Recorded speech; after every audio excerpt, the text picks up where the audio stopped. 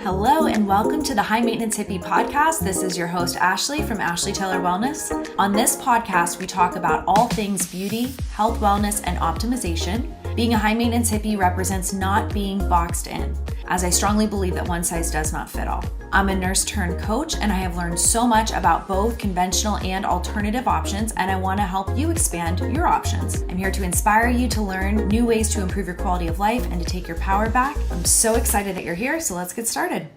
Hello, and welcome back to the High Maintenance Hippie podcast. I'm very excited about our guest today for many reasons. One is because I don't think this podcast would be happening if she were not an influence in my life. So I really mean that. No, so today's guest, you can cry. I'll probably cry too. It is Angie Lee. And she is an entrepreneur, comedian, girl's girl, and she likes to call herself a hype girl for sure, fellow weirdo, co-owner and co-founder of Soul CBD, or Get Soul on Instagram. And she is the host of the Angie Lee Show, which is a podcast. So thank you so much for being here, Angie. I'm really excited. Oh, Ashley, I'm so happy to be here. Yeah. I obviously think the world of you. You're so intelligent. You're so amazing. I learned stuff from you every single day. My mom also, like everyone I know is always like, did you watch Ashley's story about this? Did you see this? Oh, well, she's using this product. My mom will like forward her every day. She's obsessed with you. She's like, well, Ashley said this, so don't buy that product. I'm like, Mom.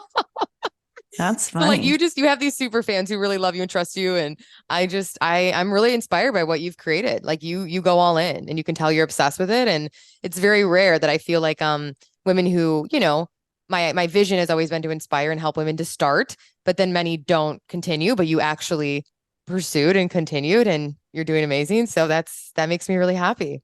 Thank you. Mm-hmm. And I want to tell the story because it didn't start like that. I mean, I think you are a very established entrepreneur. How long have you had your own business, by the way? I guess since I was 19 or 20. So it's been 13, 14 years now. Wow. And that was a time that was very different. Yeah. And you and I share a little piece of similarity where you did not finish college. I didn't finish high school. What did dropping out of college make you believe about yourself at the time, if anything? Did it feel like an empowered decision, or what was going through your mind when you decided this is not going to work for me?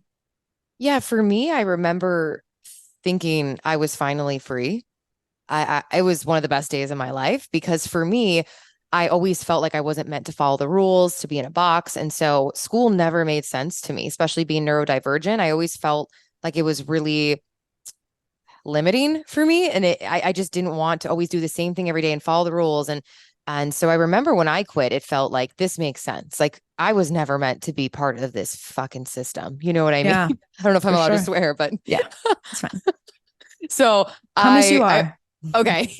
So I always felt like it made sense for me to not be part of the system. But, back then, not like this was forever ago, but, even a decade ago, it was very different. The online space wasn't as accepted as a career. And so to tell my parents, hey, I'm going to be a wellness blogger and I'm going to share tips with women and have courses on the internet. They were like, what are you talking about? This isn't a thing. Like, good luck out there, but this isn't a thing. And so now I think it's more accepted, but then it wasn't. So of course, a little part of me was scared. I was like, what if this doesn't work out? How do I actually make money on the internet? Can I create my own job? Because I know I'm kind of unemployable and I'm not going to ever have these excellent grades. And I just didn't know what I wanted to do with a college degree. So I left, but I still had a lot of debt. I still had to pay off all of the debt from the classes that I didn't go to because I would skip class all the time to go work out or to go, be working on my business. And so I had a little bit of resentment about that part. But other than that, I mean, I think that initially in my 20s was really helpful because there was this drive to pay off the debt and to almost prove that I could do it. I now have some thoughts on that proving energy and how it's not sustainable. So I don't love that anymore. But looking back at sweet little 20-year-old Angie, I think I needed that to get started. I needed that fire. I needed that I can do this. I can create something of my own. I can pay off this $100,000 of debt. I can do this. And so now at 33, I'm really glad I took that risk. But I mean, now it's funny. I'm like, oh gosh, I was crazy. I was just like, I didn't care. I was like, I'll be in debt. I'll be broke. I don't care. Like I was so young. I didn't care, Didn't you sell your car to go to Tony Robbins or something? Yeah, I wasn't really using it. And so I remember I really wanted to go. I was like, Tony Robbins is going to change my life. And so, which again, now I have different thoughts. It's like a lot of this stuff's funny to talk about because I feel so different at 33 now, even 10 years later. Mhm. I'm like, but I'm glad I had that season of that. So I went and I saw the billboard outside in Chicago and I told my brother, we got to go, but I want to sit up close so I can see Tony because he's going to change my life. And tickets were really expensive. And so I remember being like, okay, if I sell my car, I can take part of the payment and buy our tickets and we can go sit front row. And I did because I was like, I'd rather walk around the city without a car and take the train than not see Tony Robbins. And so that's one of the crazy things I did. And I'm glad because I think that was a Yeah. catalyst of what it's like to help people and serve them and do events and things like that. So I'm glad I went. I'm not a huge fan anymore necessarily, but I think that at the time, that was like the first person I knew of in personal development. So I was like, oh my God, everything he says is gold, you know? Yeah. I mean, I went to that event in 2019. I went to a couple events. We'll get to yours in a Yeah. second. I went to his in November. It was Unleash the Power Within. Is that the one that you went to? Yeah. It was really good. Yeah. It, you know, it's so cold and you're there all day. And I think it just kind of like breaks you down and then you're just like, whatever. But I took away a lot of good things, a lot of painful lessons, a lot of lessons. But was that the first time that you realized I want to be in front of a microphone? I want to be on stage? Or I think I've seen some videos of you when you were younger, and I feel like this was a natural skill, but maybe you didn't know that you could make a career out of it at that time in the way that you have. Yeah, I always had a feeling. I always loved performing. I love entertaining. So at my core, I love entertaining. I obviously love teaching and I love inspiring, but I love entertaining. I love creating funny content. I love having people laugh. I see myself actually as an entertainer first. Like I just love bringing joy to others in a unique, creative way. And so I always loved to dance or sing, and I would do karaoke for my family. Like I've always kind of been that way because I always wanted to get some sort of emotion and make them feel good or make them laugh. But I then put that to the side for a while and got really like serious about, okay, now I need to be a business owner. So I can't be silly. I can't be this entertainer anymore. And I suppressed that sadly for a while. But yeah, I always enjoyed speaking in front of people. But I mean, still, it was terrifying in the beginning. I didn't know what I was doing. I didn't know how to do it. So I think, yes, I naturally had the skill, I guess, a little bit, but I still had to work on it. And my first few events and first few speaking gigs, there was only a few people there. And I wanted to shit my pants. I mean, I was terrified. I was sweating everywhere. I forgot what I was going to say. I had little note cards. I was shaking. I mean, I was definitely super awkward before I was confident. So, yeah, but I've always enjoyed speaking, you know. But yeah, Tony was one of the first events where I walked in and I saw the joy on people's faces Mm-hmm. and I saw the way that he was just moving the energy in the room. And I looked at my brother and I said, I want to do that. I want to do that for the rest of my life. I don't know what he's doing. I just know that I want to feel what it feels like to get people to feel like that.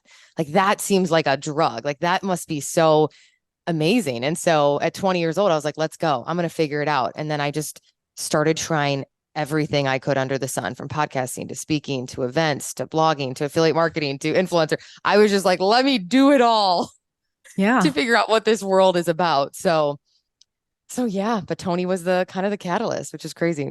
Yeah. So, Pays to Be Brave in October of 2019. I know that you had your first meetup. I believe you said there were 4 women there.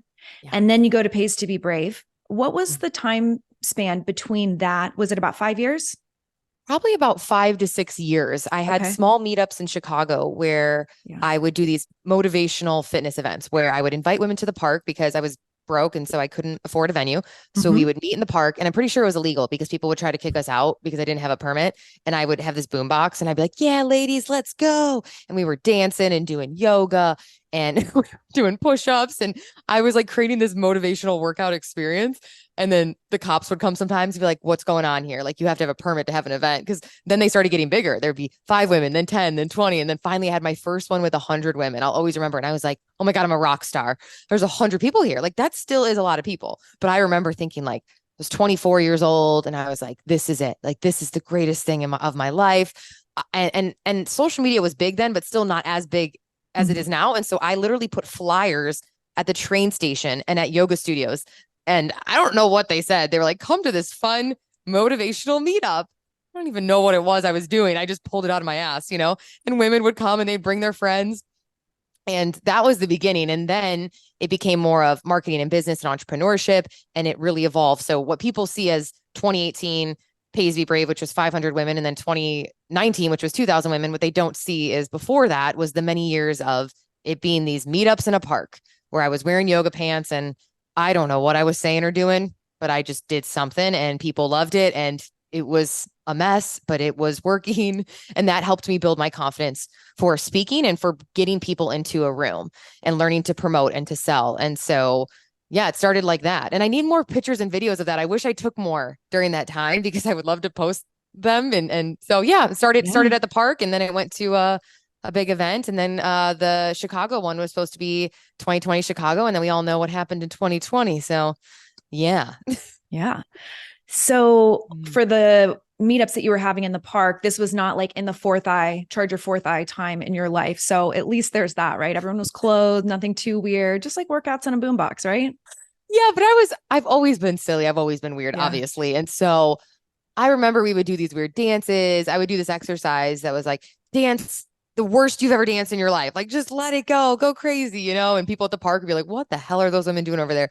So I always incorporated weird exercises and things like that, but there was no butt sunning at the time. Unfortunately, I didn't know that was a thing yet. That was, that wasn't on my radar yet, but it was fun. It's like, you can tell I have so much joy and appreciation for that time because I feel like it's almost like when it's so pure and it's so innocent. I actually remind people that a lot in the beginning when they want to rush the beginning. I'm like, you're going to look back and realize those actually were the best times.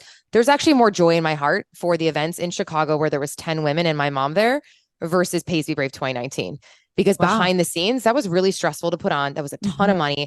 I was actually really anxious. I wasn't taking care of my health properly as a woman. And so nobody sees that, but all they see is like, wow, you had thousands of people there and you must have felt like you were on cloud nine. I'm like, yeah, for a second. And then you get off stage and you're like, oh my God.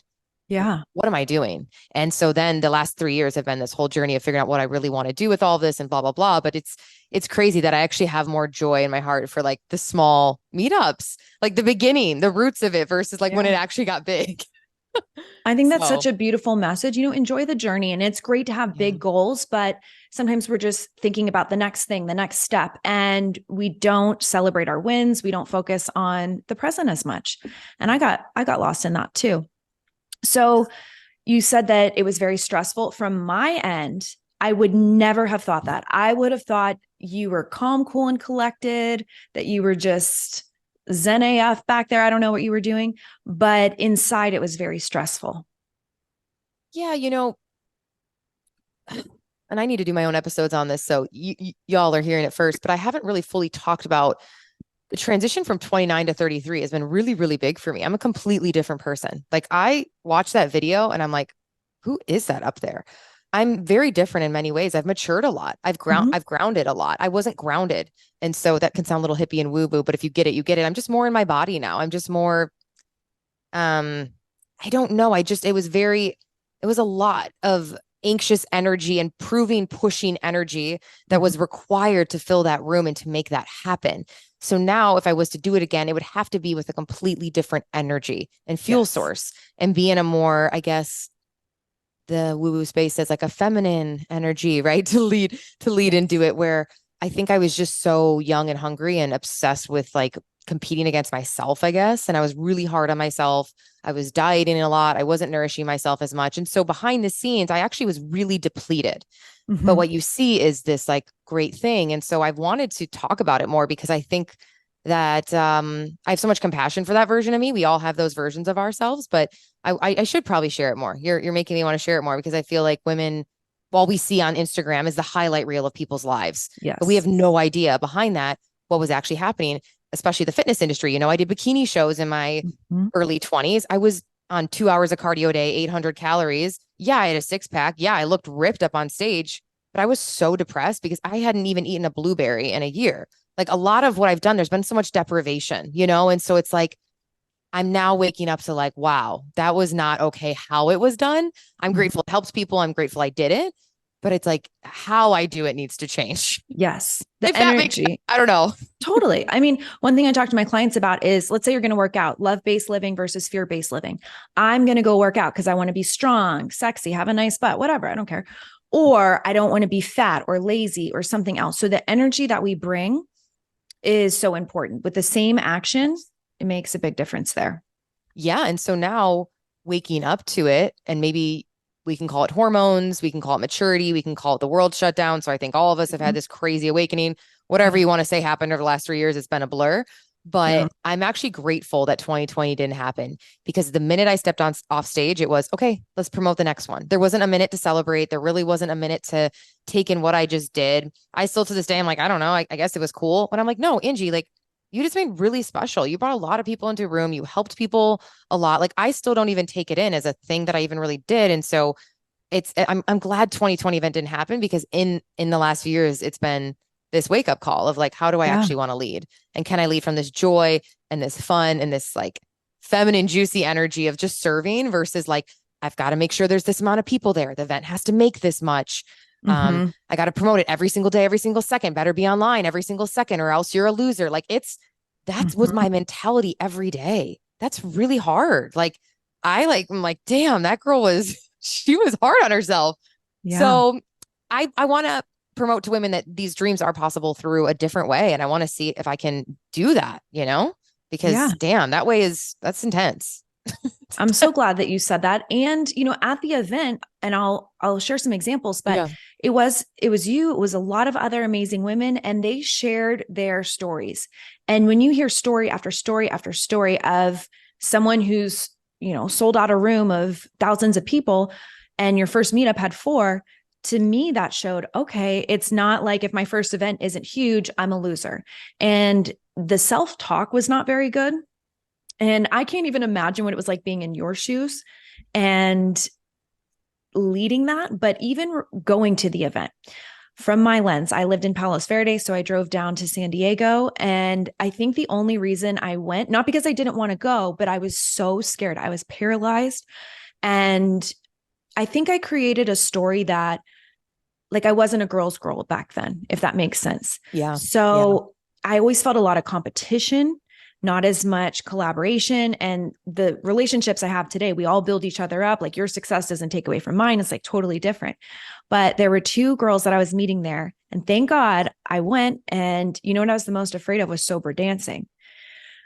So there was a lot of that. And I just kind of stood like a toy soldier. And like towards the end, I loosened up. But I'll be honest, I went back to my hotel room and I cried on the night of the silent disco. And this is not to speak poorly about you or the event. It's just like, I was around so much energy, around so many like amazing women. And it was so different than what I experienced in the hospital. It like rattled me to my core. And it's like, I needed that to be able to let go. And a lot of success isn't what we have to do. It's like, what do we have to let go of that's getting in our way? And that's what I took away from that event. So, that's a lot. That's a lot to take in. I could see, because I've had that wound my whole life. And so my goal is to kind of fix that wound of, I was always a guy's girl. I've always been a tomboy. I've been an athlete. I didn't really have a lot of girlfriends and groups. I now do, because I've worked on it the last few years, and it's like a huge part of my life and I'm obsessed with. But every girl is not catty, or what you would typically think as like insert in the Mean Girls movie here, And so that's been really healing to see, oh, there's really cool, awesome chicks out there who will genuinely care about you, love you, and support you. And it doesn't have to be this like cheesy, clicky thing. But yeah, I could see how going there, you're like, shit, who are these girls? If you don't identify as a girl's girl, you're like, this is a lot of estrogen and a lot of like, I'm a girl boss, and you're like, ah. I wanted to be. It was not that I couldn't be. I would have cried too. Well, it all needed to happen. That's how I look at it. And it was the catalyst to truly changing so much. I remember you said, if you have 1,000 people that you're set, something like that, like that's a big deal. And we compare ourselves to accounts that are bigger. And at least I did. And I felt like it's too late. So I want to also mention this, 10, 11 years ago, there weren't a lot of people on the online space like there are today. And now the belief is there are too many people. Yeah. So our brain will always find a reason to talk us out of things. And as you said, ready is a lie. So what do you mean by that? You say it a lot. Yeah. I came up with it in the car one day because I was thinking of that question. If you, what is it called? One Last Talk. Somebody, what's his name? Who wrote this book called One Last Talk? But the question is, if you were to die tomorrow, what's what's the one thing you would want to tell people? And I remember a few years ago, that was the thing that I wanted to tell the women, especially in my community. It was, you're never going to have all the answers. You're never going to feel like, oh, I'm a speaker. Let me go speak. Oh, I'm a podcaster. Let me go podcast. Oh, I'm this excellent, perfect health and wellness coach. Let me go teach people about wellness. You're never going to feel ready. I certainly wasn't ready when I was putting on those events in the park. I have no idea what I said or did, and it was probably really weird, but whatever, it happened and it was what it was. And so I looked back on everything I've done, and it's always started really awkward, really messy, really embarrassing. And I think that is the superpower. I think that is the secret sauce. I'm not afraid to embarrass myself. I think that's it. Like, I'm just not afraid to be embarrassed. Yeah. I'm not embarrassed easily. I don't know if it's the comedian in me, the class clown. Self-deprecation is one of my strengths. I don't know. You could tell me to go streaking outside. Like, I just wouldn't care. Like, I just don't care, you know? And so I think that's helped me when people are like, how did you start this or do this? I'm like, I'm not afraid to look stupid. And you have to have a little bit of that for entrepreneurship. You have to have a level of you that's like, you know what, if everyone hates this, or if this sucks, or if one person shows up, or only one person buys the webinar or the course or whatever it is, I still like myself. I still am good with me. I still am okay. I'm not going to die. Like, I'm not going to die. So I've always had that a little bit in me, thank goodness, because I think without that, entrepreneurship is really scary. It is really hard because in the beginning, it's not a lot of people showing up. It's not a lot of people following your content or your blog or watching your videos or whatever. It's your mom and your grandma, you know? And so if you're lucky, yeah. If they'll even watch it, but yeah. Exactly. They might not even watch it. I remember in the beginning, the person that would watch all my stuff was one of my ex-boyfriend's moms. And she would always be on every single Facebook Live, like, hey, sweetie, how's it going? I miss you. And I'm like, oh my God, this lady, like, you know, haven't talked to her in forever. So, you know, you just you gotta have the big picture in mind and say, okay, if I'm showing up every day, staying consistent, eventually this will be bigger. This will be a thing. That's always what I told myself. Okay, the next event will be bigger. Okay, the next one will be bigger. Just be present for this one. I always just kept the next thing in mind. So I never treated the thing I was in as like the finale. Mm-hmm. So you gotta be kind to yourself, and you gotta also have this ability to start before you have all of the answers. And you've seen this in entrepreneurship, I'm sure, just interviewing really smart, intelligent people who you think have it all figured out. And then the more you hang out with really smart, intelligent, successful people, you realize no one knows what they're doing. Yeah. I'm like, wait, I've hung out and interviewed and spent time with so many amazing, awesome people who've made a lot of money or made a lot of impact. And at the end of the day, I'm like, oh, they take shits too. They actually don't know what they're doing sometimes. They're still scared. They're still embarrassed. Oh, okay, I got this. Like, once that really clicked, I was like, oh, all right, I can do this. Like, we're all human. There's not something they know that I don't know. They just started before they were ready. So that's kind of where that saying came from, is this epiphany that I had. But it's so true. And, you know, in the world that we live in, we go to school, we're told if we're doing it right. And then for a lot of people, college equals career. So for a lot of people, they go to school and they're being told how they're going to be graded and if they did it right. So that's a form of external validation. It's one thing to be guided, but schools vary. This is right. This is wrong. And then as we get older, if you go to college and you get a job, if you get rejected from your job application, I mean, that's huge for people. And being an entrepreneur is very different. You're going to hear no many times. Was it you or maybe someone else where I heard you're going to have to hear no 20 times before you hear the one yes? Was that you? Yeah. I mean, I've definitely said you're going to hear no 100 times before you hear yes. And so I remember I did a live shortly after the event and I was like, well, 19 to go. And I got so nervous. It went in my mind, it went black. I don't remember what I said, just like you're saying. And I'm like, well, okay, if the people who have been doing this longer, who are where I want to be, if that's what they're saying, they felt the same thing and they kept going, then I will keep going. So I needed those positive examples and I needed to change the meaning of what a setback meant. It's not failure. You only fail when you give up. So how many times do you think you've been told no, something didn't work out the way that you wanted to in business? I mean, just once or twice, or how many times do you think that's happened over the last 10 years?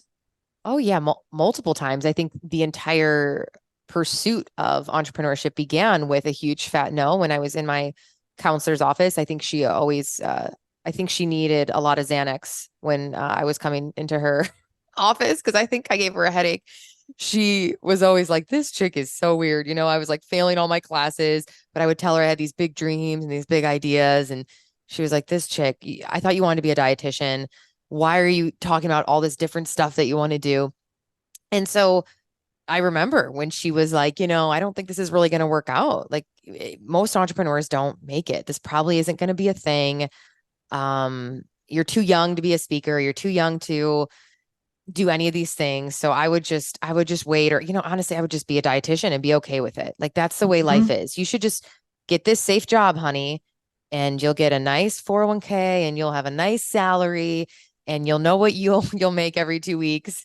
And I think that's what you should do. So I kind of remember it starting with that, like, this isn't going to happen. You're not going to make this work. So yeah, there's been many, many times I think, with soul, there's been many ups and downs. It hasn't just been a linear progression of going forward.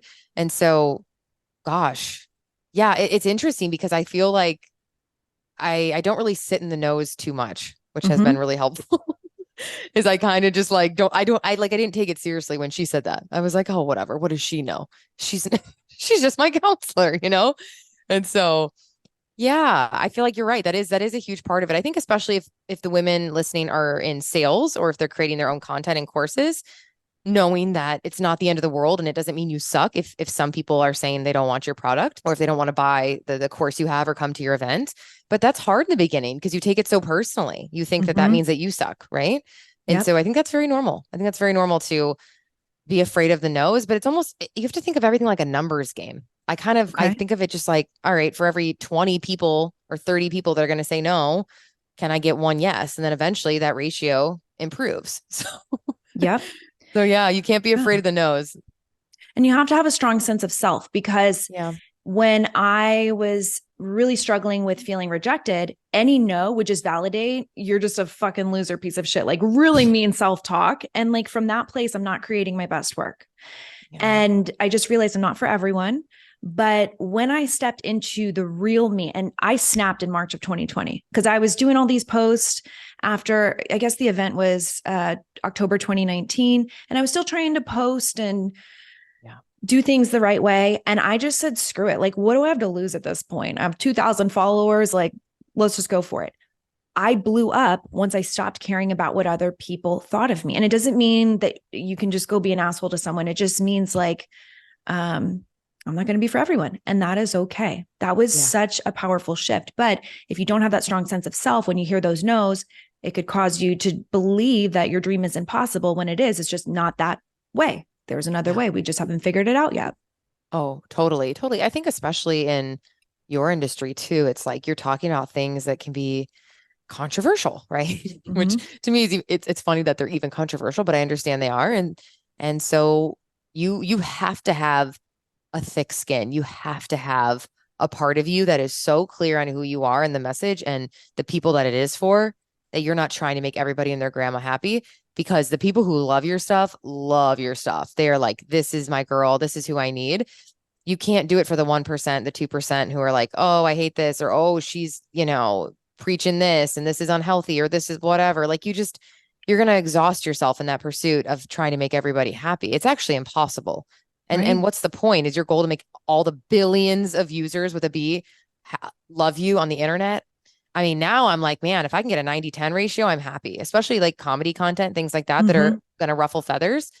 Usually if it's like hundreds of happy, laughing people, awesome. And if there's one girl who doesn't get it because she, maybe she needs a colonic, I don't know, it's like, what am I going to do? I'm not going to like, oh, Cheryl, sorry, you don't have a sense of humor, So it's kind of like any industry now. I think there's always that level of like, it's going to rub some people the wrong way. And you just gotta keep doing your thing, but it's hard. It's the hardest part of what I do. Hands down. It's my least favorite part is the feeling of I'm trying to make everyone happy, shedding the people pleaser, getting a mean comment. I mean, I don't get many now, but I think that like in the beginning really startled my central nervous system. And I wasn't ready for that part of the job, which, it is part of the job. I mean, if I worked down the street at State Farm, let's say, just in an office at a corporate job, my coworker wouldn't be like, oh, hey, dude, you suck. Or, hey, I don't like your hair today. Or, you wouldn't probably be getting that as much. But the job where you're putting yourself out there, you're opening yourself up to some weird responses. So I'm sure you've gotten your fair share too. For sure.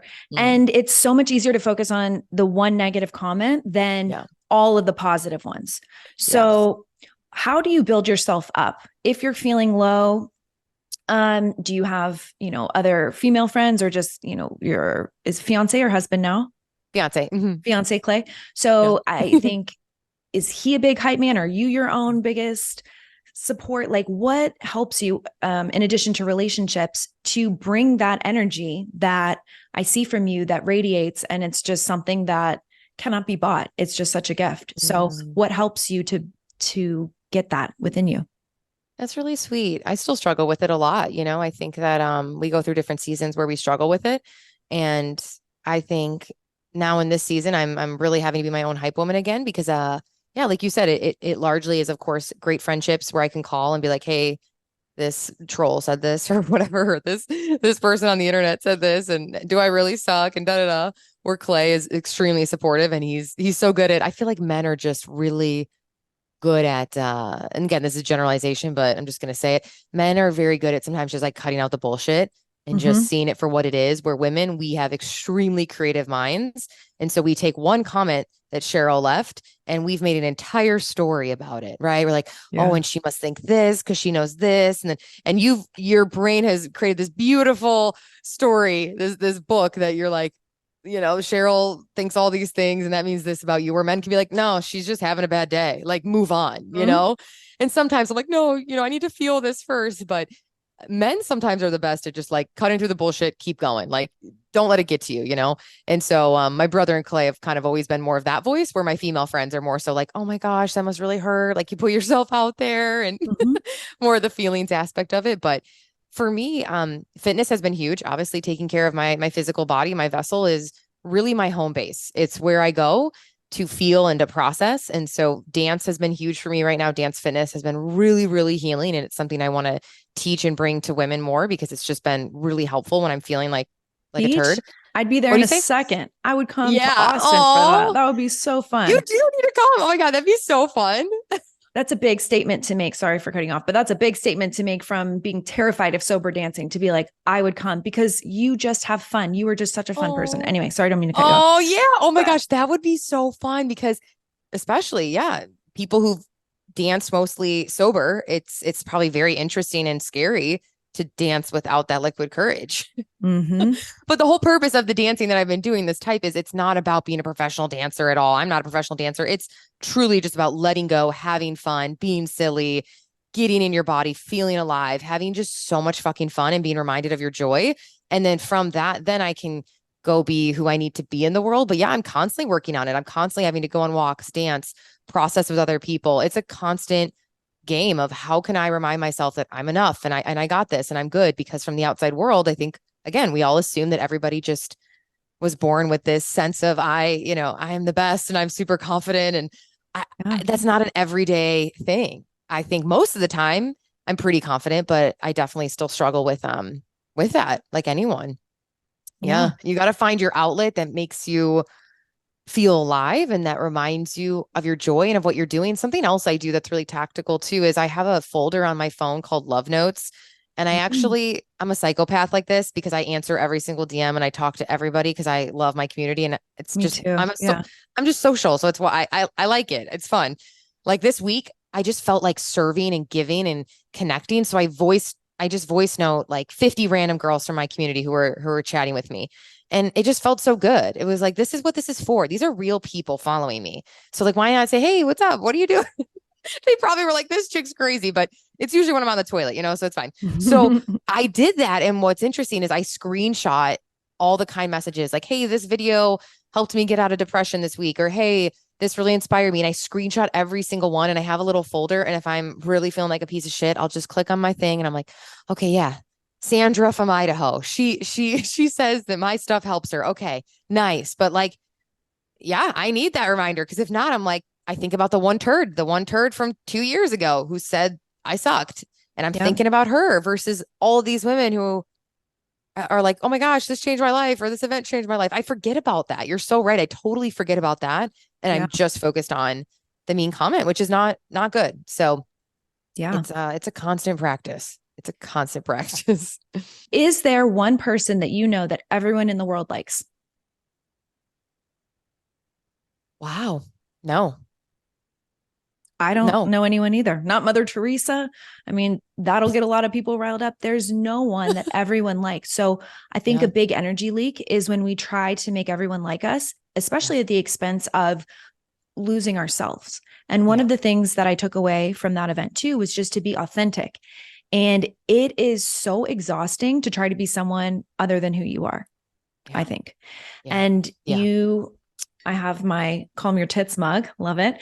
But I would also call myself a baby grandma. And that's not like an official brand that you have, but that's definitely like a hashtag and something that you use. I don't know. Is that its own brand? Yeah. I mean, I own the trademark. Oh, okay. Awesome. Have babygrandma.com. So it is technically. I love it. It kind of reminds me of High Maintenance Hippie because to me, baby grandma is like, baby grandma, high maintenance hippie. It's like, stop boxing yourself in unless you want to, if that feels good for you, but it didn't feel good for me. Yeah. And so for you, it's like, I'm young, I have fun, but I like to go to bed early. And like, it doesn't mean that you're not a fun person because you don't go out to bars and take shots until 3 a.m. Like, cool, do it if you want to, but it's about staying true to you. People like people who like and respect themselves more than the people pleasers. And it took me so long to realize that. Oh, yeah. That's beautifully said. That's really what it is. People like people who like themselves and have respect for themselves. And baby grandma started in my college dorm room. I was staying in when everyone else was going out partying. Now in my 30s, I'm like, ooh, now I need to go have fun. Man, I was so serious in my 20s, man. I was so hard on myself. I was like, must be successful, must, be an entrepreneur. I'm like, man, you were 20, Angie. Why didn't you just go out? Like, come on. Now I'm like, what were you doing? But it was what it was. And my roommate one time was like, dude, you don't go out. It's like you're a grandma. You just want to stay in and read your books or work on your blog or sip on your tea. And she's like, but you're young, so it's like you're a baby. And I was like, yeah, it's like I'm a baby grandma. And then I just started saying it, using it on social. And now it's become merchandise and a thing. And it became the name of the community. Now I call my community the baby grandmas because slowly women are like, oh, that's me too. I'm a homebody. I like to stay in, JOMO, the joy of missing out. So now it's like a thing. And now, I mean, I don't know why there's not like a line at Target, right? With the baby grandma, because coming soon. I hope so, man. I'll be a billionaire then, because I feel like a lot of women don't resonate with the whole party girl thing as much anymore. And now they want to stay in. So yes. Yeah. So if ready is a lie, what were some of the lies that you told yourself? Ooh, that's really good. Oh God, so many. I mean, business, relationships, and anything. Yeah, I think, God, so many different things. I think one of them, again, like I said, a few things that come up with relationships, more so relational stuff, as well as, there's no such thing as being a girl's girl, because then you're probably part of something catty or it's cliquey or they're actually not supportive. So I never thought I could have close girlfriends that actually were just like cool chicks who I didn't feel like were malicious, or just, girls can be really cruel to each other. Relationship wise, I always felt like, and again, granted, I think back then there maybe was a little bit too much of like the push masculine energy, but I think that I was always afraid, like, how will I find a guy who isn't afraid of someone who's ambitious or has dreams and things like that. So that was always a limiting belief that I had. I think now the limiting belief that I'm working through, right? Obviously the desire to be a mother is like, can I have it all? Can I be creative and ambitious and do work that I love and be this incredible mom? So like soon to find out like if that's a lie. Like I think I'm constantly trying to see if I can design this life that is not what society has told us, because there's so many things that society is telling us that we need to choose or to have. And then in business, everything from who's going to listen to me? I'm too young. Now it's like, oh my gosh, am I too old to be on TikTok? It's always like, I'm too young, or I'm too old, or I don't know enough about this. Now with wanting to teach dance fitness, I'm like so obsessed with it, but I'm like, I'm not a professional dancer, but yet this thing has changed my life more than anything in personal development. Like that's not a joke. So I'm like, wait, I have to teach this. So it's like, I'm overcoming that right now. I'm like, but I'm not a professional dancer. Like, who's going to come to my class, So like, but that's such a bullshit lie. Like, I know that people don't want to come to a class because the girl's a professional dancer. They want to come because it's fun.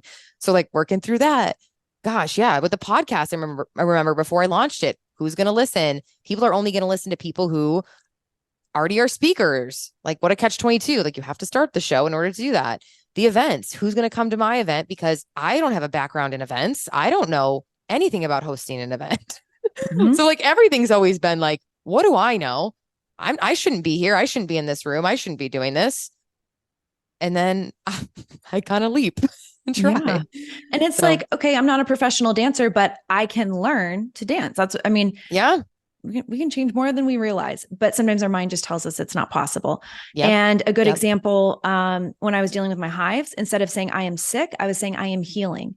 So it's like, what is a statement that would remind us, okay, we're not where we want to be, but we are showing up every day. We're getting better. We're learning from our mistakes. And just being around a community of people who were so raw and honest about that is what stuck in my mind when I wanted to talk myself out of it. So authenticity, because then it's just so much work. And I love that is it Cheryl? That's the name you usually go to? It's usually Cheryl, Denise, Okay. Denise. Okay. I like to say Bill from Wisconsin. I'm like, Bill, I can't make you happy. Yeah. Bill. Okay, this is what I was going to say before. You are very well connected and you know a lot of different people. And oh, fuck, I just forgot the question again. I like ADD brain fart. I feel like it's going to be juicy though. I'm like, ooh, now I want to know. Wait, quick question. How old were you when you went to Pays to Be Brave? So I am going to be 36 this month. And that was 2019. So it's 2023. So 32. I don't feel like an alien. I'm like so bad with time. But yeah, if that was 4 years ago. Me too. Yeah. I was just so curious. And at the time, were you still a nurse or were you? Yes. Okay. And you had not. I was a nurse, but I was with my boyfriend Otto and he had done very well financially and was like, I had been a workaholic literally since I was 16, like so burnt out to the point where I was making cortisol anymore by the time we met. And he's like, and I was a traveling nurse. So it's not like I quit my job. I just like stopped taking contracts for a little bit. And he's like, I got you, like focus on yourself, focus on your healing. So he said, if money didn't matter, what would you want to do? And I was like, I would want to be a coach and I would want to entertain people. Like I started a blog, but I thought, oh, nothing will come out of it back in the day. But he was always my hype man. And he's that person when he hears no, he's like, okay, then ask somebody else. Like he just doesn't dwell on it. Yeah. Okay. Wow. You were okay. Yeah. And so you had just kind of started putting yourself out there online, right? Yes. I had made posts, but I wasn't taking off and I didn't know why. And like I said, that changed exponentially once I just stopped trying to make everybody like me. And it actually made no one like me when I was trying to be someone I'm not. And I just think people need to know that it's just about respecting people that live a different lifestyle. And I feel like kind of it got culty after 2020, like people are like, this is the only way. And kind of turned off by that, especially from the freedom community. But yeah, it's intense. I think all communities are just so intense now that I'm just so over it that I just am like, it's almost like I actually went to apathy, which is maybe not good, but maybe I needed it because I'm just like went from very judgmental to now apathy. I'm like, I don't care. Do what you want. Yeah. I mean, I actually don't care anymore. I don't have anything in me to care anymore because I cared so much and now I don't care. Yeah. It's like, we can't take on every single person's opinion, but I ask myself, am I living in integrity? Am I doing my best? Am I being a loving person? What could I do better? Like self-auditing. Yeah. So the fear for gremlins that you mentioned, imposter syndrome, why me? Why now? Perfectionism. I'm definitely a recovering perfectionist, but it's like, I'm not ready yet, or it's not good enough. Comparison, I'll never be as good as her. And then judgment, either of self or others. So is there one of those that really stuck out for you? It was all four for me, if I'm being honest, but which of those do you think you struggled with the most? Ooh, I struggle with different ones in different seasons. Okay. In the beginning, a lot of it was perfectionism and imposter syndrome. Now, I'll be honest, I don't really feel those as much because I've worked on them so much. I'm like, it can be messy. I don't have to be perfect. Let's go.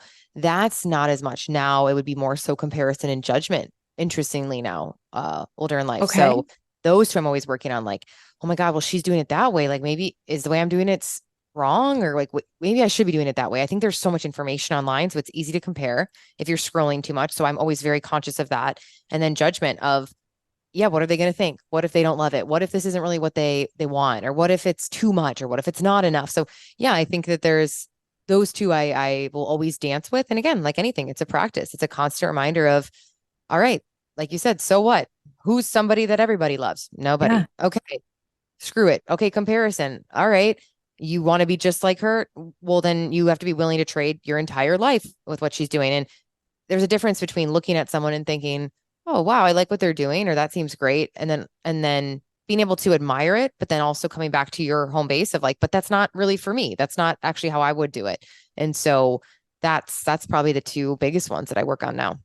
Okay, so if you see someone else crushing it, are Mhm. you in a place now where you feel a sense of inspiration? Like, how can I do that in my own way? Or do you still find comparison creeps up, but not as much as before?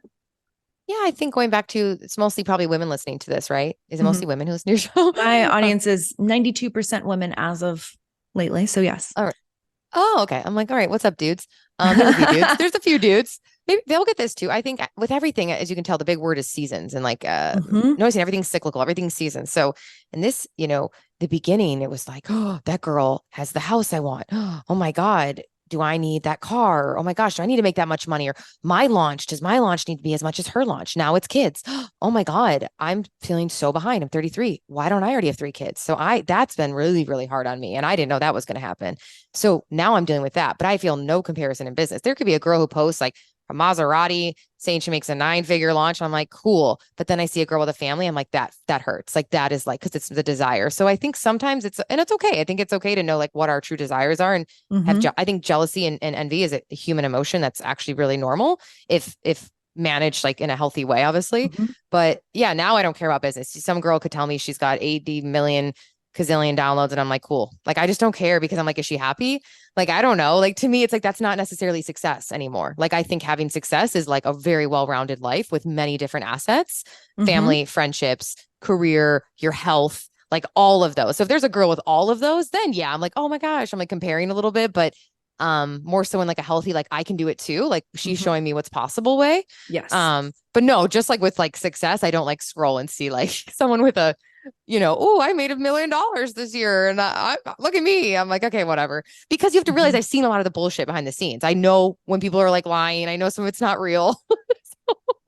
Yep. I've met some of these people where I'm like, that is not what happened. That's her life behind the scenes is not going well, but she's making all this money. So now it's weird to assess things in a way where it's like, okay, what do I actually want? What are my desires?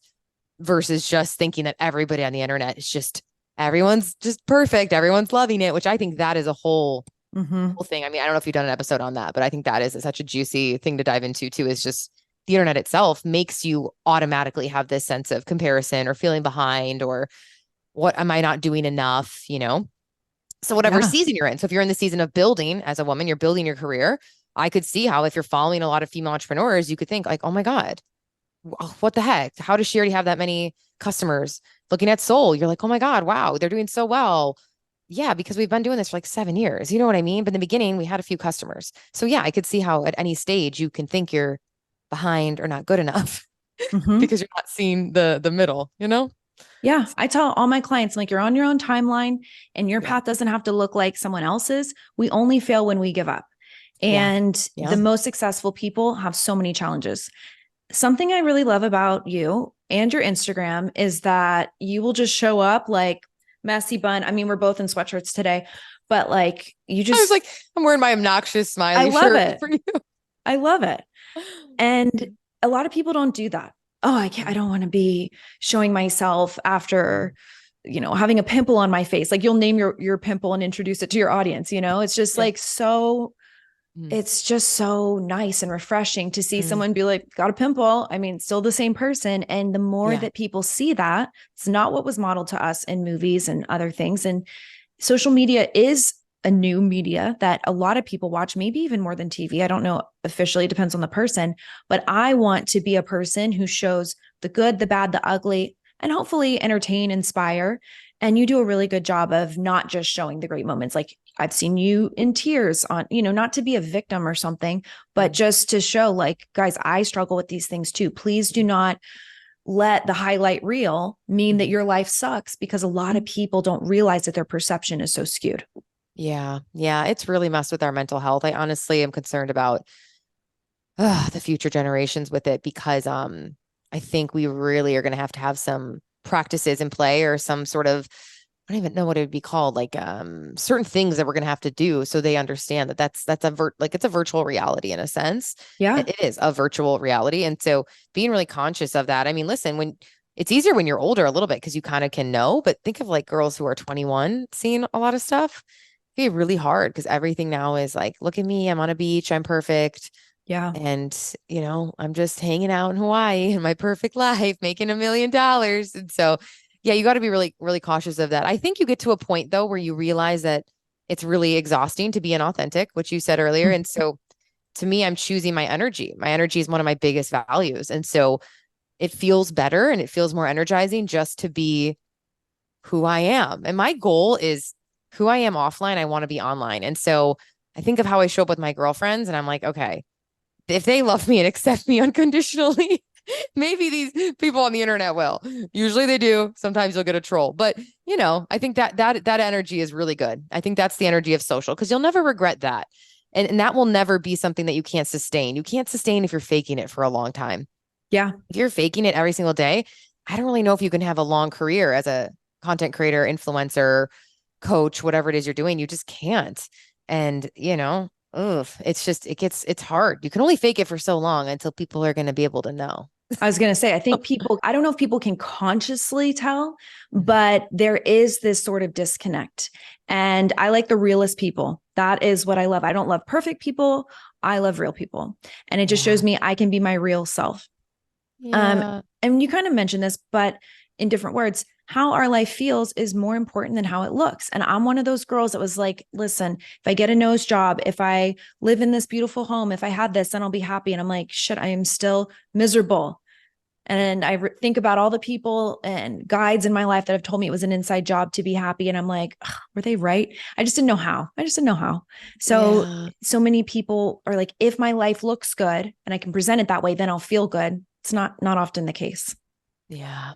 Yeah. That's really big. I think people can feel it. I think it is subconscious because I'm thinking of people that I follow where I just feel it. It's hard to explain, but I just know that they are being who they are. And it's really cool when you get to a place where you can follow people who maybe we don't agree on everything. Maybe I don't see everything the same, but I can just tell she's just being so her that I actually have respect for that, where it might not be everything that I would want or do, but I'm like, oh, that's really cool that she's doing that. Cause I think that takes a lot of courage. It does.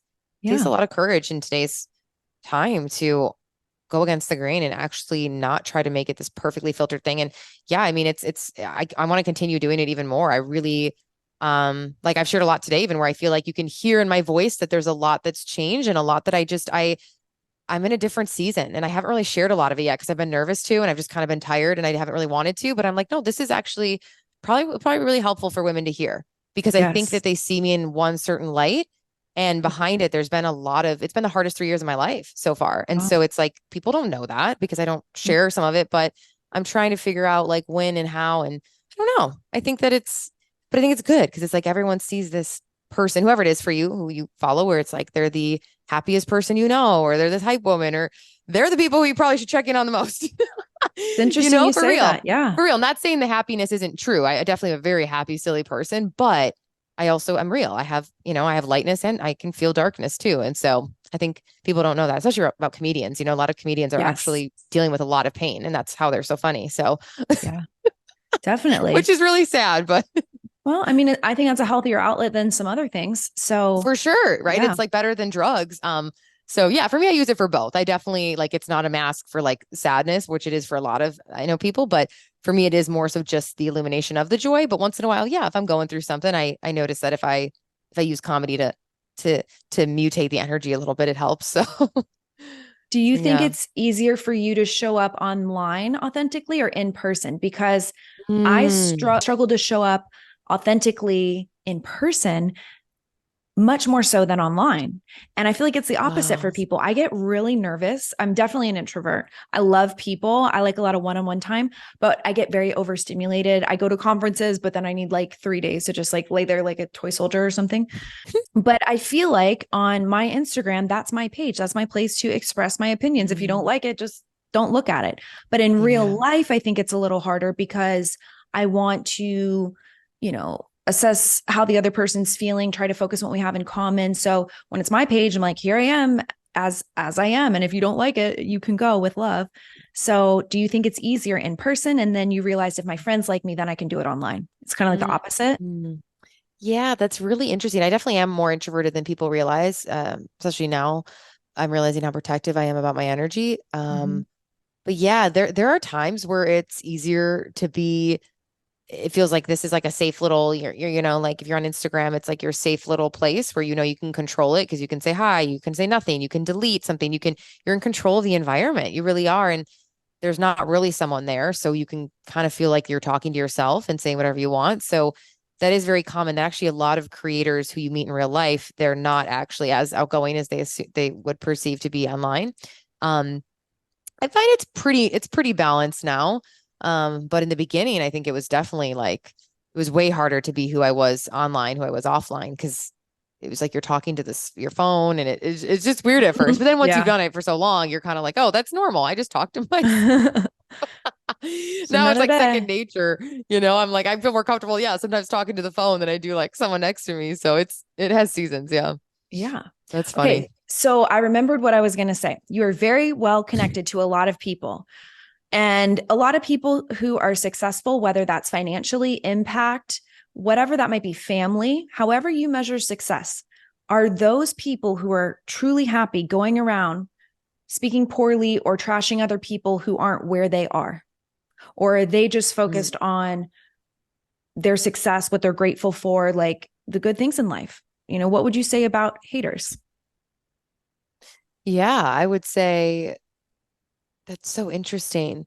Yeah, I mean, I would say if they're so busy, they don't really have time to to be like making a hate video or something, And anytime I've experienced that, I've always had to remind myself of that. I'm like, okay, don't be someone who you ever have enough time to do this back to people. Like you don't have enough time to be so concerned with someone else's life that you're going to make an entire like 60-minute hate video about them It's or whatever, strange. which I've Yeah. had happen. It's weird. It was like a documentary. I'm like, okay, this is weird. So I think that like, yeah, I guess I think that it's funny. I guess yeah, I don't think they have time to really do that. Yeah, it's like if no one more successful than you is ever going to shit on you, right? So Yes. That's a more it's eloquent like, way to word it yeah, than it's how I kind said. of like, okay, as a speaker, I've never had, yeah, it's usually never another person who's like in the arena doing it, right? So Yes. with dance or comedy or speaking or any industry, usually like, because people know what it takes to put yourself out there and do it. So the good people should really know that. And they're usually cheerleading you on versus like shitting on you because you're behind them. Yeah. Exactly.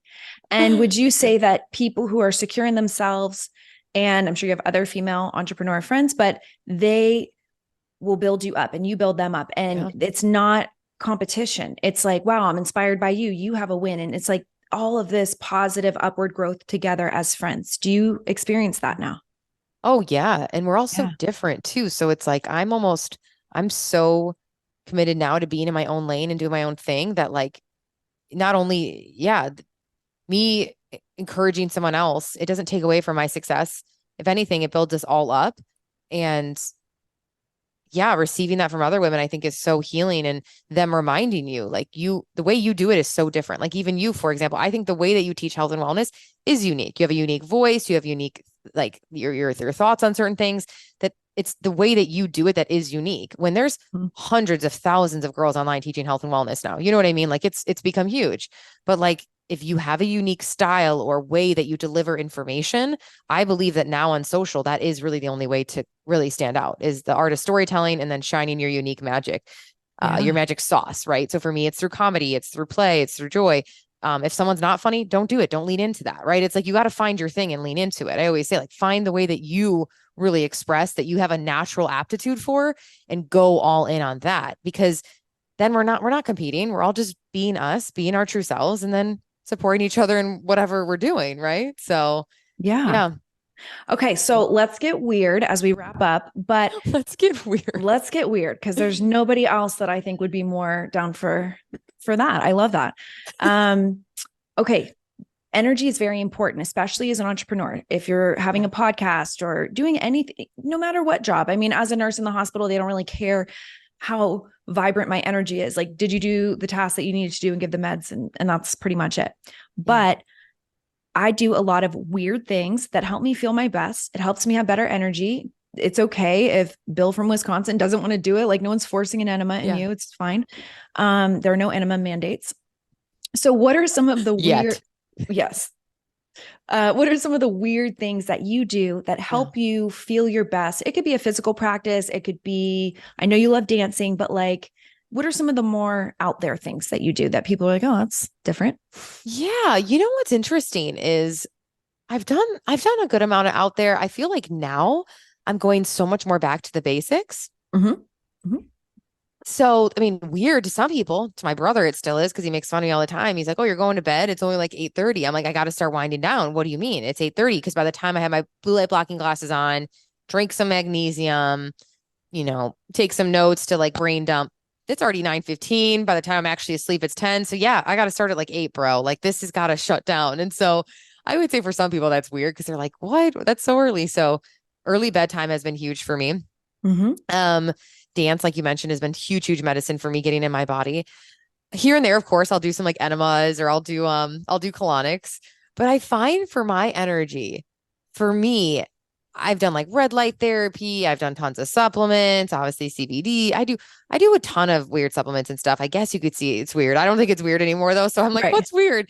But it is interesting that for me though, for my body, it does really well when it has a lot of sleep, good quality sleep, a lot of some time alone to process. So like going on lots of walks where it can be alone because I take Mm-hmm. in too much sound and information and just way too much. And then yeah, moving my body or like just sweating it out, moving it. If I'm not moving, if I'm not sleeping and I don't have some alone time, yeah, that's kind of when I go crazy. And so I'm back to the basics now. But of course, yeah, I love my supplementation. I love doing infrared sauna and red light therapy here and there to wake up. I have this little mat here called the Swing Master that moves your lymphatic system. So I love lymphatic Oh, for your massages feet? and facials. Yeah, like moves your feet I've back and seen forth. that. Yeah. It's cool. It looks like it's for a grandpa or something, like a little machine for a grandpa, I but I saw love it. it. So yeah, it's interesting. I actually stopped doing all the intense biohacking about 6 months ago to a year because I just got too intense with it. Mm-hmm. And it was actually exhausting me a little bit and it wasn't sustainable, some of it. So now I'm just like, I just want to be a normal person. Like, what do normal people do? Yeah.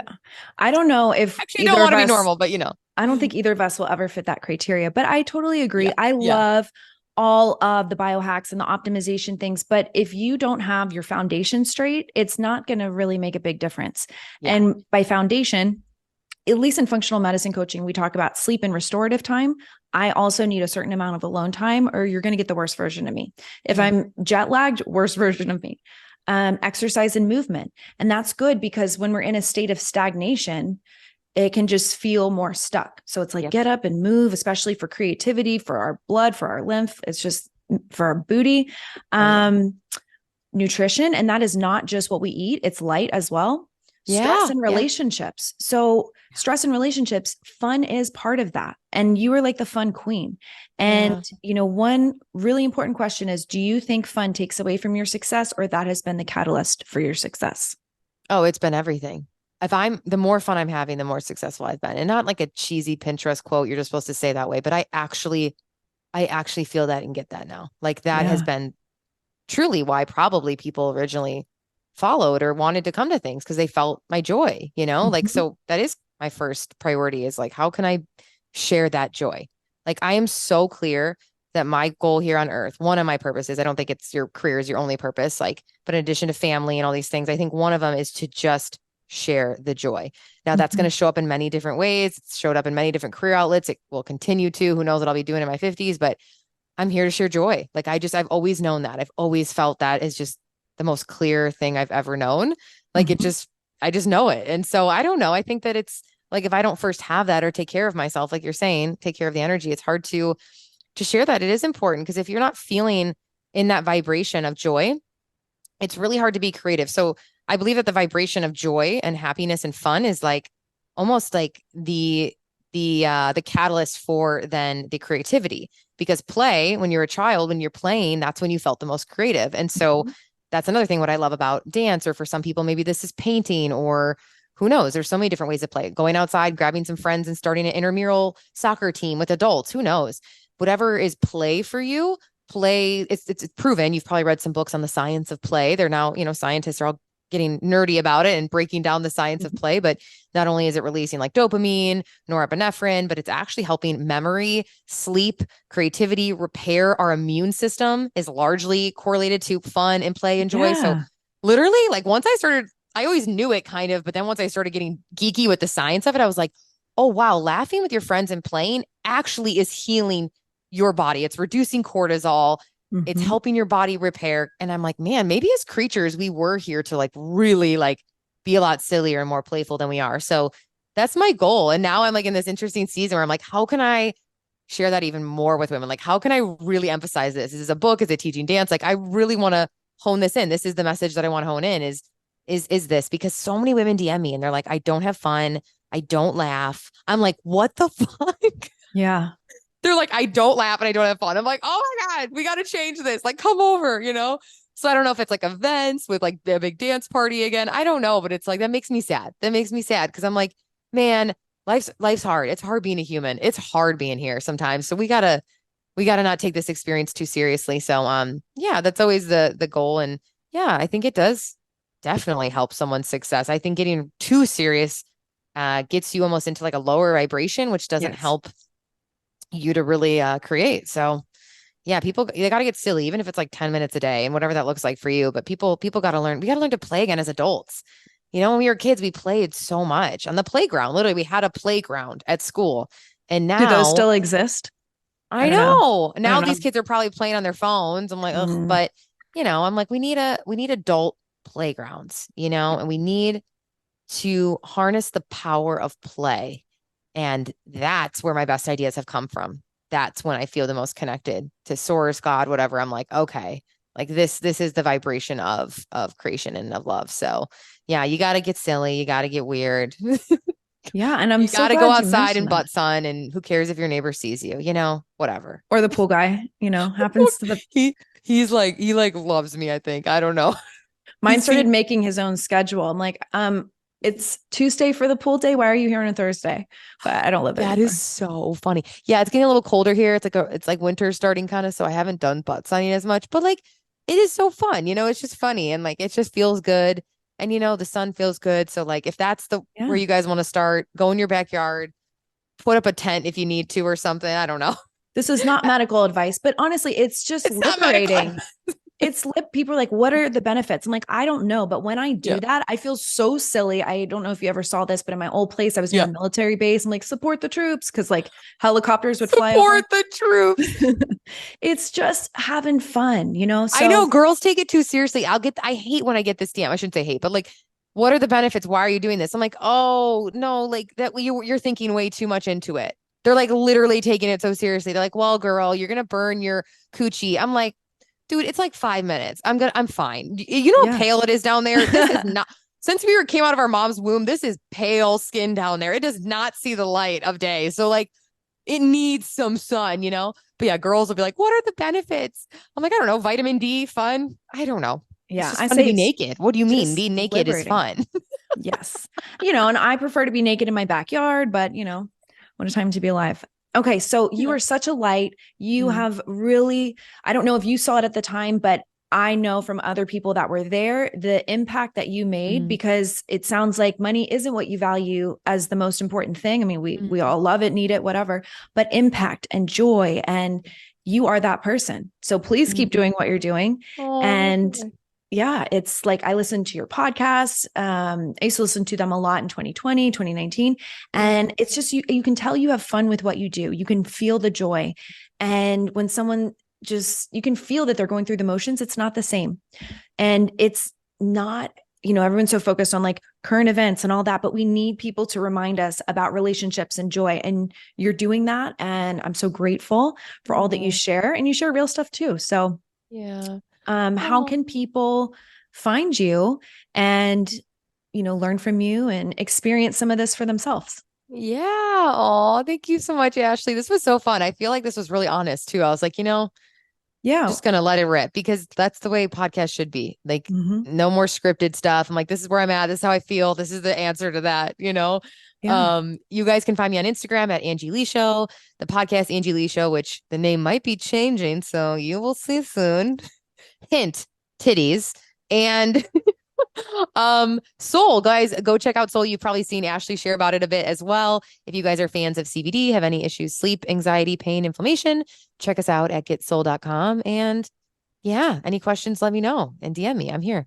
Also a huge fan of the bath bombs from Soul Oh CBD. yeah. Yeah. You love those. Those are Yeah, those they're are my great. favorite. They're So- underrated. Everyone tells me they love them. And I'm like, we need to sell more of those. They're underrated. People don't know. I love them. Yeah. All right. Well, thank you so much for being here today. And it was such an honor just to kind of close the loop. Yeah. It's been almost, well, I guess it's been 4 years, and you never know who you're going to inspire even from afar. And I'm sure there are many people that you and I have been able to inspire, and we just don't know about it. So if you're listening to this and you're doubting yourself, who am I to say something? I've asked myself that question. It sounds like you have too, Angie, but it's really not about the people who aren't going to resonate. It's about the one person. Just think if it's going to help one person and you're going to add some joy to their life or inspire them in some way. Ripples create waves. And so we need more of that. And that's why one of many reasons why I'm so grateful that you were here in this world and definitely here on this podcast today. So thank you, Angie. Oh, this is so amazing. Yeah. I love the full circle of this because yeah, it's like you've helped me so much by sharing that. And it's like this symbiotic gratitude. So I'm so grateful that I was on. Oh, that means the world. Thank you. All right. Check out the show notes and come find Angie. And I hope you all enjoyed this episode. I am absolutely loving this face primer from RMS Beauty. I get it from Citrine, which is a high maintenance hippie's one-stop shop for all things clean skincare and beauty. The RMS Beauty face primer is called Re-Evolve Radiance Locking Primer. The way that I use it is I clean my skin, I put on an antioxidant serum, I put the primer on, and then a light layer of lotion. Once I put my makeup on top of that, it looks flawless all day, so it helps it last longer and it just looks better, sits nicer on my face. And this product, you can save 10% with the code Ashley Taylor Wellness, so check it out, and lots of other amazing options from Citrine. Thank you for listening to the High Maintenance Hippie podcast. If you enjoyed this episode, please subscribe to the podcast, rate it, and leave a review, ideally a 5-star review if you loved it. All of this is free of charge and really helps me to be able to run the podcast. If you take a screenshot and tag me, I'll repost you and shout you out on Instagram. So tag Ashley Taylor Wellness and High Maintenance Hippie podcast. If you have any feedback or guests that you'd like to have, I would love to hear from you so that I'm not just talking at you. I really want to deliver things that are valuable. So send me an email with any feedback, suggestions, or ideas for guests at ashley@ashleytaylorwellness.com. And I will leave you with a disclaimer. Please know that this is not medical advice or replacement for seeking medical care. Everything discussed on this podcast is for educational and informational purposes only. Always consult with your medical provider before making any changes. Thanks for tuning in, and I'll see you next time.